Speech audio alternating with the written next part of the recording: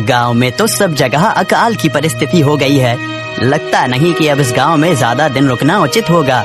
काम के लिए बाहर गांव तो जाना ही पड़ेगा। भूषण काम की तलाश में दूसरे गांव की ओर निकल पड़ता है। चलते चलते वह विजयपुर गांव में आ जाता है। वहां उसका रहने का कोई ठिकाना नहीं था और उसके पास कोई काम भी नहीं था। चलते चलते वह एक अमीर किसान जगत सेठ के पास आ पहुंचता है। सेठ जी, मैं भूषण दूसरे गांव से आया हूँ। हमारे गांव में अकाल की परिस्थिति हो गई है। लोगों के खेत सूखे पड़े हैं। गांव में बूंद बूंद पानी के लिए लोग तरस रहे हैं। अगर मुझे आपके पास कुछ काम मिल जाएगा तो बहुत कृपा होगी बड़े भाई। अरे रे, लगता है तुम्हारी हालत बहुत खस्ता हो गई है। ठीक है, वैसे मेरे पास एक काम तो है, पर लगता नहीं कि तुम वो कर पाओगे। सेठ जी, आप चिंता ना करें, मुझे आप कोई भी काम दे सकते हैं। मैं वो काम पूरी मेहनत और ईमानदारी से करूँगा। अच्छा ठीक है भूषण, तो कान खोल कर सुन लो। मेरे पास 50 गायें और 50 भैंसे हैं। तुम्हें हर रोज उन जानवरों का गोबर निकालना होगा और रोज सुबह शाम उन्हें चारा पानी देना होगा। महीने के आखिर में तुम्हें इस काम के लिए 200 रुपए मिलेंगे और हाँ, 2 वक्त का खाना भी हमारी तरफ से मुफ्त दिया जाएगा। बोलो, क्या तुम ये काम कर पाओगे? अरे बाप रे, 50 गाय और भैंसों को संभालना आसान काम नहीं है, पर अब मैं कुछ कर भी तो नहीं सकता। और ऊपर से सेठ जी 2 वक्त का खाना भी दे रहे हैं। ठीक है सेठ जी, मैं ये काम कर लूँगा, पर एक विनती है।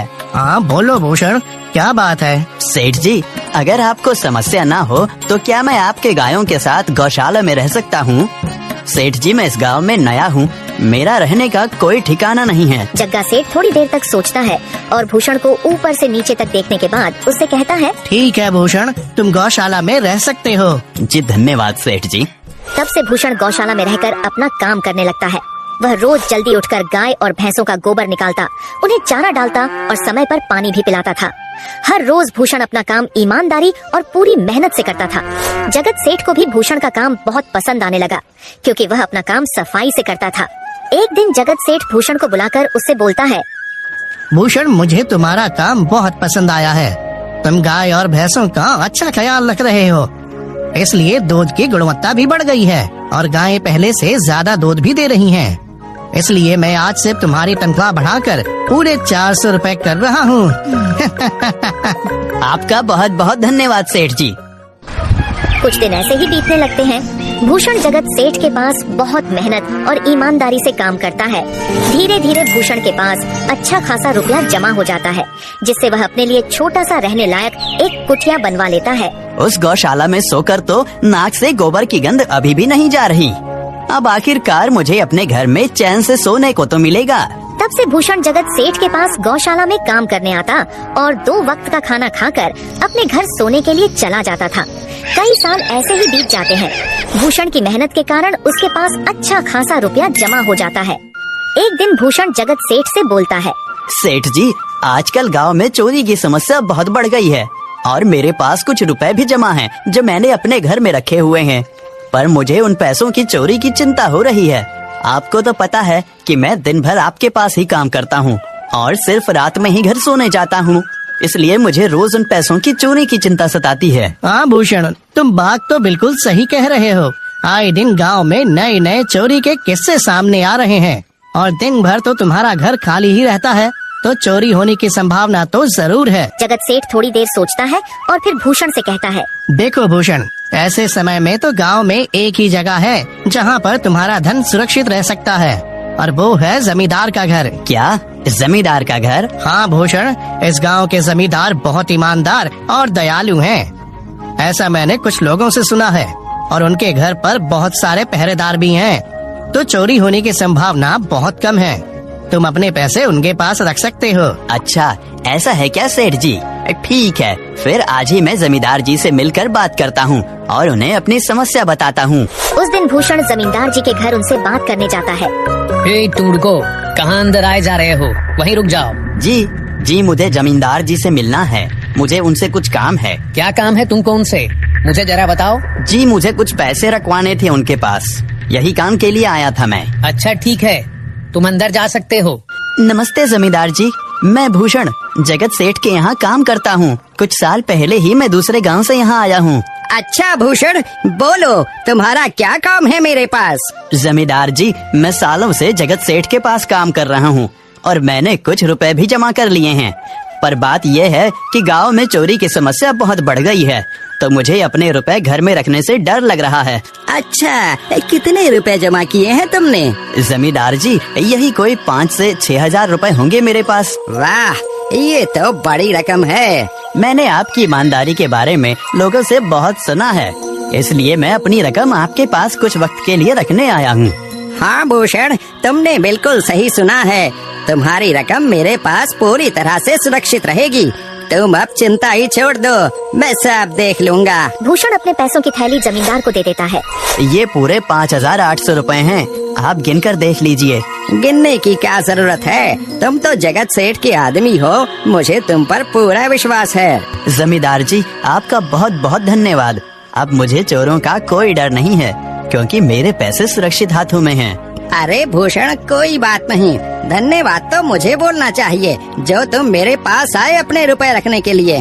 भूषण अपने पैसे जमींदार को देकर अपने घर चला जाता है। हाँ भूषण, तुम्हारे पैसे मेरे हाथों में ही अच्छे लगते हैं। ऐसे ही भूषण ईमानदारी और मेहनत से जगत सेठ के यहाँ काम कर रहा था। देखते ही देखते 2 साल ऐसे ही बीत जाते हैं। एक दिन भूषण सोचता है, अब बहुत साल हो गए जगत सेठ के यहाँ काम करते हुए। वैसे सेठ जी तो बहुत अच्छे इंसान हैं, पर सोच रहा हूँ कि खुद की जमीन लेकर उस पर मेहनत करूँ, तभी मैं बड़ा आदमी बन सकता हूँ। अब जो मेरे पास थोड़े कुछ पैसे हैं और जो जमींदार के पास कुछ पैसे संभालने के लिए दिए हैं, वो जमा करके थोड़ी जमीन खरीद लूँगा। आज ही जमींदार से मिलने जाता हूँ और अपने रुपए मांगता हूँ।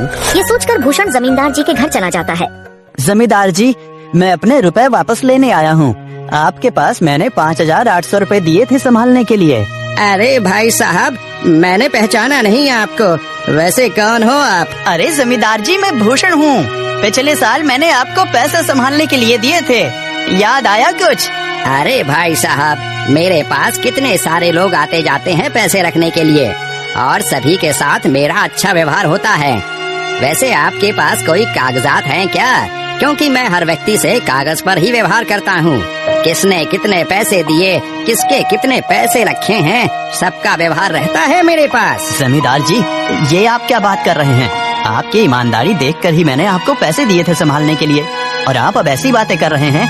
कृपया करके मेरे पैसे मुझे वापस कीजिए। हाँ भूषण, मैं ईमानदारी से ही काम करता हूँ, इसलिए तो तुमसे मैं डॉक्यूमेंट्स मांग रहा हूँ। क्या तुम्हें पता नहीं, जब तुम किसी से पैसों का व्यवहार करते हो तो तुम्हें स्टाम्प पेपर पर लिख कर देना पड़ता है। तुम किसी से भी पूछ सकते हो। नहीं जमींदार जी, मैं आपके पैर पड़ता हूँ, कृपया करके मेरे रुपए मुझे दे दीजिए। बड़ी मेहनत से मैंने वो पैसे जमा किए थे, मुझ पर ऐसा अन्याय ना करें। अरे क्या ये झूठ मूठ का रोना धोना लगाया है? लगता है तुम ढोंगी हो और मेरी ईमानदारी और भोलेपन का फायदा उठाकर मुझसे ये रुपए लेने आए हो। रुक, तुझे अभी सबक सिखाता हूँ। जमींदार अपने आदमियों को बुलाकर भूषण की पिटाई करने को कहता है। इसे तब तक मारो जब तक ये बेहोश ना हो जाए। इस 2 कौड़ी के आदमी ने मेरी ईमानदारी पर सवाल उठाया है, इसे छोड़ना मत। जमींदार के आदमी भूषण को डंडे से खूब मारते हैं। फिर भूषण दुखी होकर अपने घर चला जाता है। भूषण के शरीर पर घाव के निशान स्पष्ट दिखाई दे रहे थे। 2 दिन से भूषण घाव के दर्द के कारण जगत सेठ के घर काम के लिए नहीं जा पाता है, इसलिए अगले दिन जगत सेठ भूषण के पास आ जाते हैं। वह देखते हैं कि भूषण खाट पर सो रहा है और वह बड़ा ही चिंता में नजर आ रहा है। भूषण भाई, तुम 2 दिन काम पर नहीं आए, क्या हुआ भाई? तबीयत ठीक है ना तुम्हारी? कुछ समस्या है क्या? अरे सेठ जी, आप खुद यहाँ आए हो, आप खबर भिजवाते तो मैं खुद चला आता। अरे भूषण, कोई बात नहीं, तुम्हें देखकर लगता है तुम बीमार हो। क्या हुआ है तुम्हें? जगत सेठ, क्या बताऊं, जिस जमींदार के पास पिछले साल मैंने अपने पैसे संभालने को दिए थे, वो आज मुझे पैसे वापस नहीं करना चाहता। वो बहुत लालची इंसान है, वो लोगों को ठग रहा है।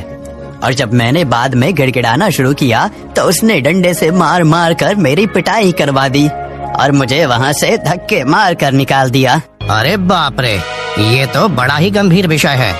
मैंने तो जमींदार के बारे में अच्छा ही सुना था, पर मुझे भी नहीं पता था कि वो इंसान इतना गिरा हुआ है।